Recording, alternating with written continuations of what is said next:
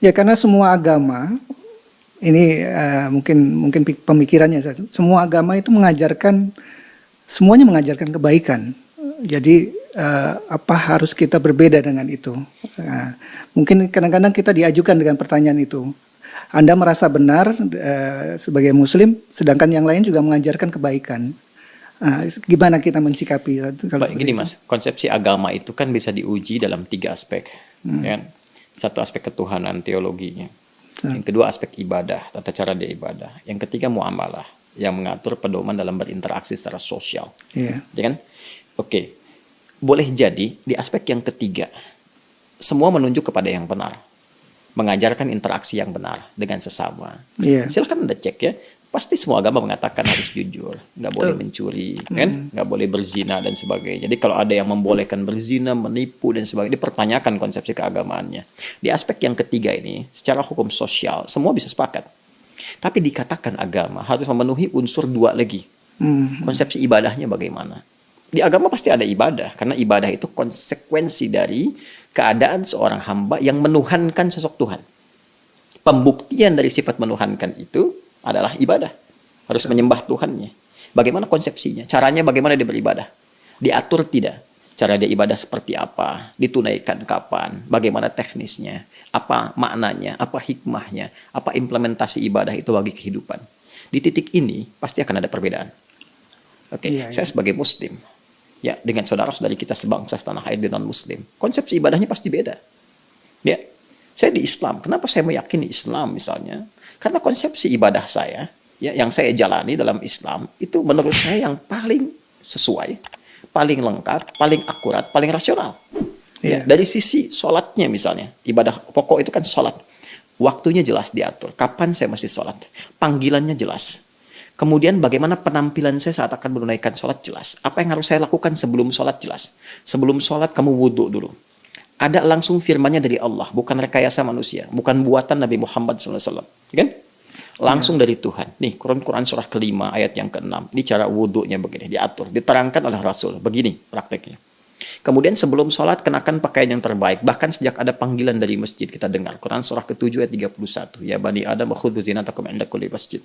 Kemudian setelah itu diatur bagaimana cara memulai ibadahnya. Dari mulai takbir pembuka sampai dengan salam. Dijelaskan selain cara, maknanya apa. Kenapa tangannya begini.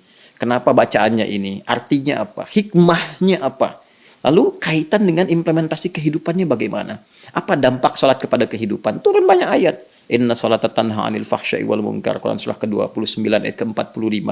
Nanti sholat ada kaitan dengan ketenangan hati, sholat kunci kebahagiaan, kesuksesan, dan dibuktikan oleh jejak sejarah. Orang-orang dulu ketika dia sholatnya benar, terjadi itu semua. Nah ini yang menjadikan kita yakin sebagai Muslim memeluk Islam.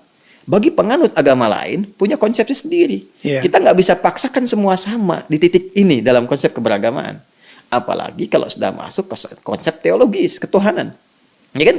Nah, untuk menentukan agama ini, ya benar sebagai agama, kan mesti punya konsep ketuhanan. Nah, Islam pun menawarkan kepada kita secara ilmiah dan objektif untuk menguji bagaimana sih standar untuk menetapkan zat itu sebagai Tuhan. Ya kan? Apa ukuran-ukurannya? Maka Islam menyampaikan.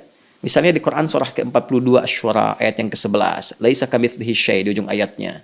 Ya, sifat Tuhan itu nggak boleh sama dengan selain Tuhan. Ya, harus beda. 100% harus berbeda. Ya, jadi kalau misalnya manusia ini lemah, maka Tuhan mesti lebih kuat. Nggak boleh sama dengan makhluk. Kan? Kalau manusia berpasangan, Tuhan itu harus esa, harus tunggal misalnya. Demikian banyak hal yang bisa ditampilkan. Nah, konsepsi teologi ketuhanan ini setiap agama itu pasti berbeda. Ya kan? Nah, tinggal kita uji. Kan negara memberikan kepada kita hak penuh, merdeka untuk memilih. Dan dahsyatnya, Al-Quran memberikan kesempatan kepada kita itu secara merdeka. Terbuka untuk memilih. Bahkan dalam aspek teologi, di Quran surah ke-47 Muhammad, ayat yang ke-19, kata Allah, fa'lam. Anda mesti punya dasar pengetahuan. Annahu untuk menetapkan la ilaha illallah, untuk menetapkan tiada Tuhan selain Allah.